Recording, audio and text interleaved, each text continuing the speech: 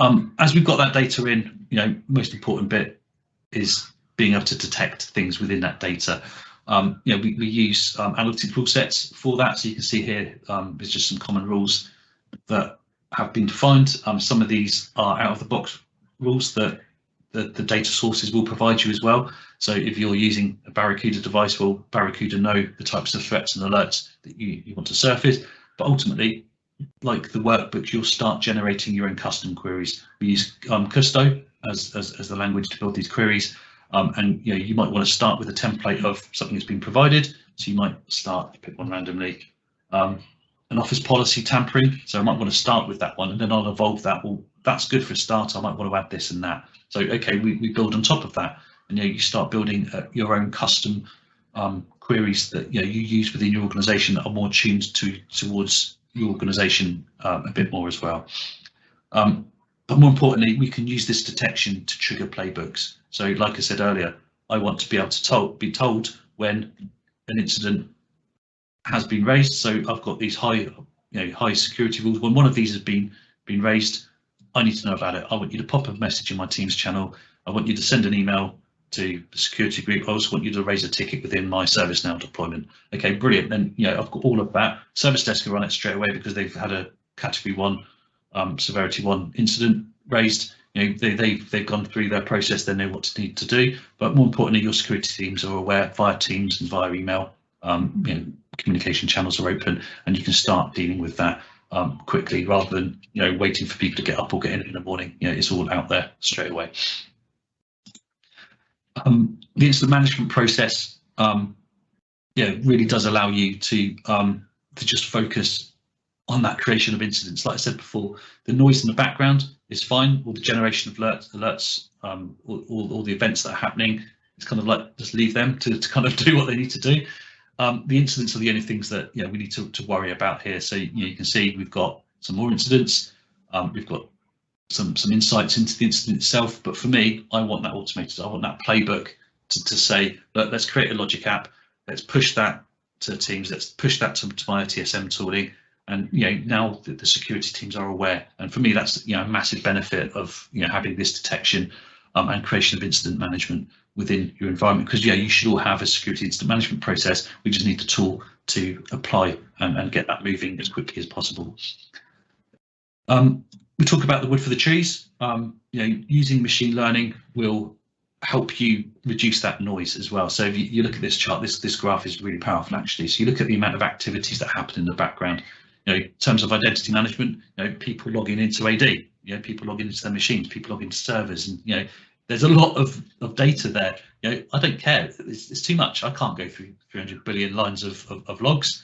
Office 365. There's even more there. Azure, people using the service every day.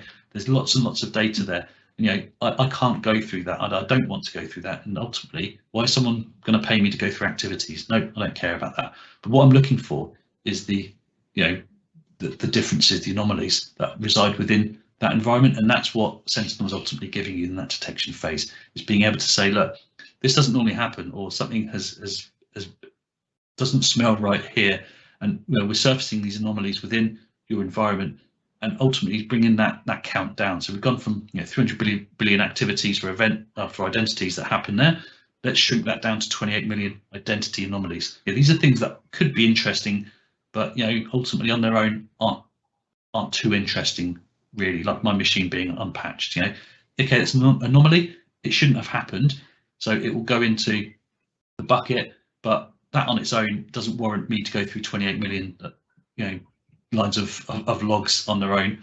What I want to use is use some machine learning algorithms. I want to use the artificial intelligence to take some of this pain away from me and start mapping these together, and using the entity mapping process to show me things that are suspicious. I'm moving into things that actually a human can start looking at this. I care now that my machine's unpatched because I downloaded lots of data.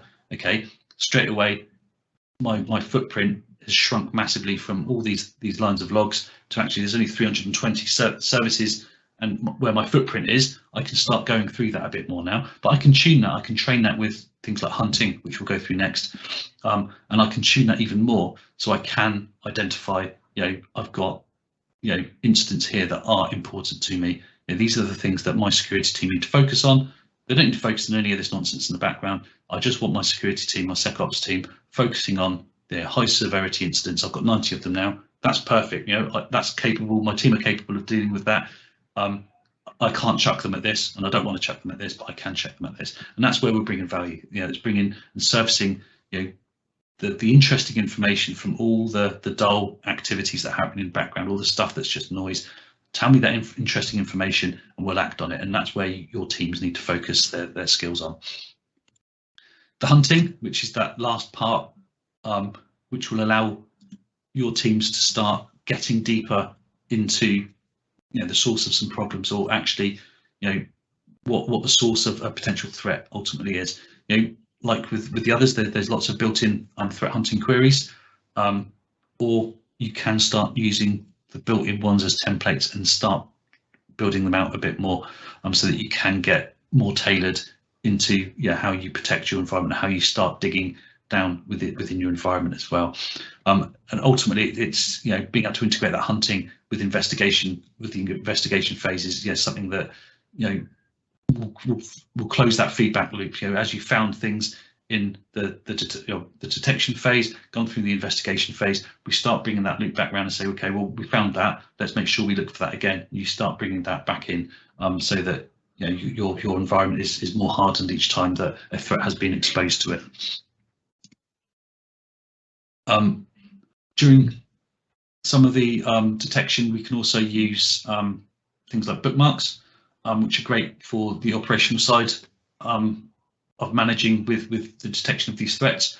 So you can bookmark data, so you can say, well, Sean logged in at a funny time there, so suspicious traffic pattern. Okay, well, actually that's quite interesting, so I can mark that as a bookmark, and that will make that accessible during an investigation from that bookmark as well. So it's a good way for your security teams to start analysing and detecting these threats in the background, and start looking at some of the noise that you may think is just noise, but actually as you start digging deeper, as you start using hunting to weed out all the supposedly quiet noise in the background, start actually this is more interesting than we thought, or there's an exploit here that we hadn't thought about, we haven't got covered with the alerting rules. It just allows you to make sure that you fine tune the detection process, and allows you to investigate what threats are exposed within your organization as well, and also lets you do some monitoring and live stream of new threats and activities as they're going along. So it's a really comprehensive tool that will allow you to fine tune your response to the threats and identification of these threats as well. As you get more advanced in this, you start building your own hunting processes. You build Jupyter workbooks, notebooks, within there. So you can see from this example, it's geolocation hunting, one that is available in the community. You can build that in whatever language you have access to within your estate, within your organisation. But it's more about that fine tuning and allowing for hunting of a specific threats to your organisation. So if you deal with public sector, or you might be a finance organisation that is very worried about people exposing one of your websites, well, let's start building some hunting around that exploit that you've potentially surfaced within your organisation, and you want to make sure that that is protected, and you kind of double down on that within your organisation. It's fine tuning this tool to your organisation's requirements more than out of the box ones that will give you a decent level of control. You're not on this on your own, so straight away you're probably thinking, I haven't got these resources, I haven't got access to this. What Microsoft have done recently, and the last few updates of Sentinel have surfaced things like the Content Hub and repository access. So these are both in preview at the moment, but they're very comprehensive. Things like the Content Hub, it's designed to give you value very quickly from the product set. So you can see here from the diagram, if you're using Cisco Umbrella, well, straight away here you can get analytic rules, hunting queries, and some playbooks out of the box for Umbrella. Okay, well, that's a foundation. Then I can deploy that content within my organization, and I can change it. So that playbook might not align to what you want to happen. It might be dumping something into Teams, or actually I want to dump into Teams and also do something else, and also do something else. So you can use that as a foundation to build upon going forward. So yeah, it's kind of like a quick, a quick get ready guide to things to help you get this value quickly, which is obviously what Microsoft are trying to do with this as well. And when you've got a lot of your content created, we've got this repository area, which is also in preview for now, but it allows you to connect your customization, your workbooks, your playbooks, all the things that you've got stored as code ultimately into a formalized repository, either through GitHub or Azure DevOps. They're the only two that are supported at the moment, funnily enough. But it allows you to control that content and have that source control for that as well.